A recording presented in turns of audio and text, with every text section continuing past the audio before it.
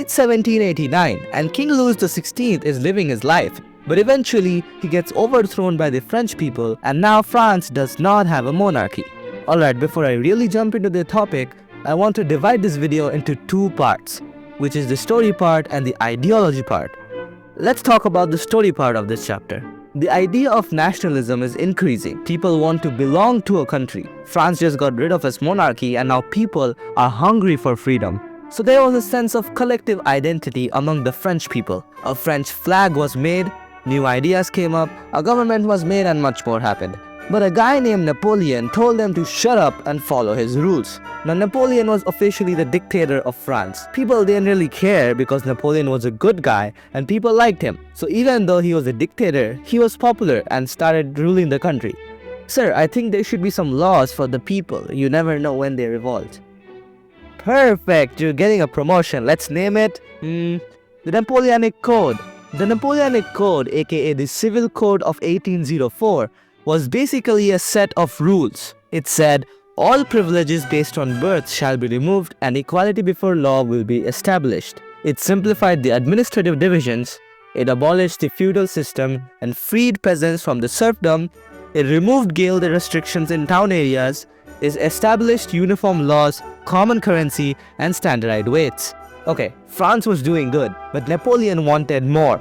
He started the Napoleonic Wars and was conquering all of Europe. The other countries in Europe were not happy. So Britain, Russia, Prussia and Austria collectively defeated Napoleon in 1815. So these four countries came together at Vienna to make the Treaty of Vienna. Its major points were the monarchy was back in France, France lost all its territories which it had annexed under Napoleon, these extra territories were given to the countries to which they belonged, and the series of states had been set up on the boundaries of France to prevent its expansion in the future.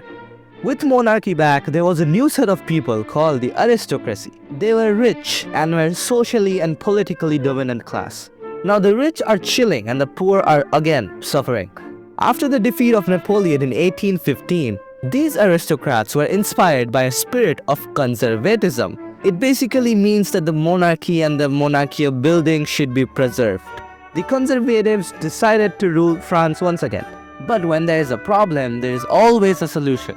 So another group of people, the revolutionaries, were against the conservatives and fought for liberty and freedom. People can't deal with this anymore, they want freedom. So from 1830 to 1848, aka the Age of Revolutions, was a time period where there were revolutions all over Europe. In France, the Bourbon kings were overthrown by the revolutionaries in July 1830 and also made Louis Philippe as the constitutional monarch. An uprising in Brussels happened which made Belgium separate away from UK and Netherlands, aka July Revolution. Greece also fought for independence against the Ottoman Empire and in 1832, Greece became an independent nation. These are some common ones, but they are massive wars. Because of this, there was a shortage of food and resources. In the first half of 19th century, the population of Europe increased a lot and there was not enough food and resources for all. The constitutional monarch did nothing on this topic for France. So Louis Philippe was forced to flee because people were mad at him. Over the years, many educated people fought for their freedom and this spread all over Europe. At this time, political rights were given to women, but it was less. We took a good look at France. Let's talk about Germany and Italy now. German people got inspired by France for nationalism, but Prussia wanted to lead the unification and dominate the new Germany, which will be formed. The chief minister of Prussia, Otto von Bismarck, was working towards that. Three major things that happened in the German unification was that the Prussia won war against Austria, Denmark and France, making Germany unified. William I, the king of Prussia, was declared the German emperor. A new German empire was mainly under Prussia's control. On the other hand, Italy needed to be unified as well.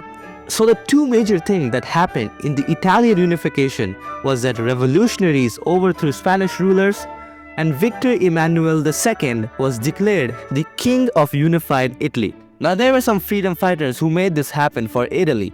Some of them were Giuseppe Mazzini, Count Camillo Cavour and Giuseppe Garibaldi. Looks like I need some development too.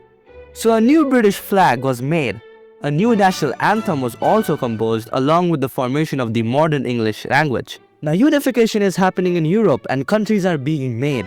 But humans are stupid, so they want more power. This is preposterous. Let me go and invade some other country. Now countries were made up, but people started invading other countries in the idea of nationalism and ended up in more wars. Some countries wanted to invade and some countries wanted to protect. This led to arguments which eventually turned into World War I. Congratulations, you understood the story. Now let us look at some ideas which will help us understand the story even better. This is the second part of the video. Nationalism. It is a sense of common identity among people who share the same language, culture, history, and territory. Aristocracy. They were the socially and politically dominant group in Europe. They were rich and the people of this group shared common habits. Liberalism. It means freedom for the individual and equality of all before law. Zollverein. A custom union which was formed to abolish tariff barriers and improve nationalism. Conservatism. It is the idea of protecting the old tradition like the monarchy. They did not like big changes and wanted things to stay the way they were before the French Revolution. Romanticism. It was a cultural and artistic movement that focused on emotions, imagination, and love for the nation. Allegory. It refers to a story or a picture that uses a symbol to convey a hidden meaning. A female figure becomes an allegory of many nations. Many people want to show their nations as human figure, and hence many allegories were made. Imperialism. It is when a powerful country takes control over a weaker country or region to rule them and use their resources. It's basically forces an imperial rule. Now with that, you know the history of nationalism in Europe.